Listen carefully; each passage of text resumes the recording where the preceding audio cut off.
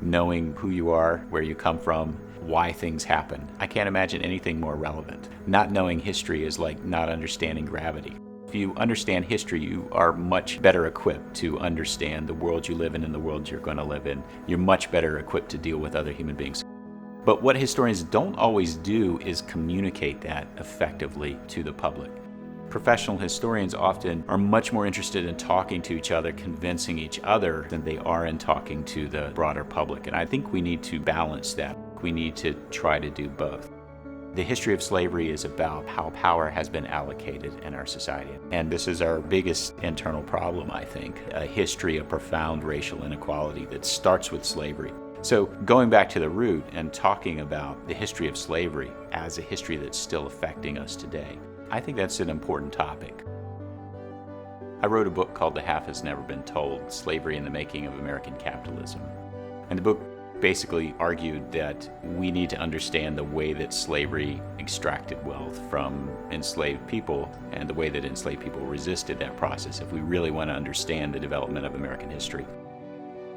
The book was reviewed in the New York Times, Wall Street Journal, LA Times. But when a reviewer from the magazine The Economist read it, they took it very differently. They argued that we can't interpret the words of formerly enslaved people and learn anything from that about how economics actually worked. Readers reacted. In particular, they reacted on the internet. Many thought that the review suggested that slavery really wasn't that bad. And they mocked the review with hundreds, maybe even thousands of tweets that just ridiculed The Economist so thoroughly that the magazine pulled the review within 24 hours, which I'm not sure they've ever pulled a review before.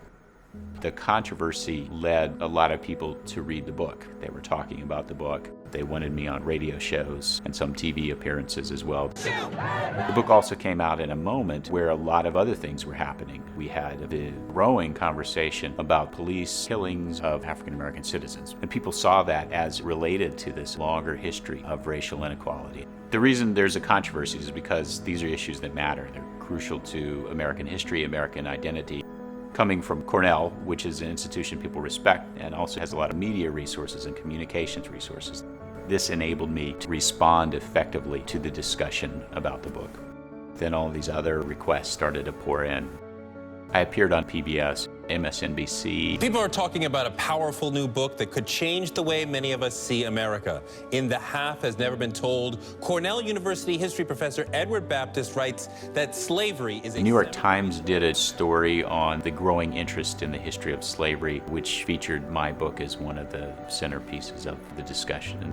Related to the book, I wrote for The Guardian, CNN.com, LA Times. I also wrote a piece for the New York Times Sunday magazine.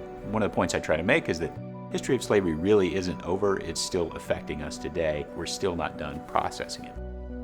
Cornell is lucky in that we have a lot of strengths, and I think a lot of that comes from our land-grant heritage and the sense that goes all the way back to the founding that we're a university not just for ourselves, but for the entire state of New York, the entire United States, and really the entire world. Why else do I have the privilege of teaching at an institution like Cornell, teaching Cornell students, using Cornell resources, if I'm not also trying to do something that's relevant to the broader public and hopefully helping the United States of America to understand itself just a little bit better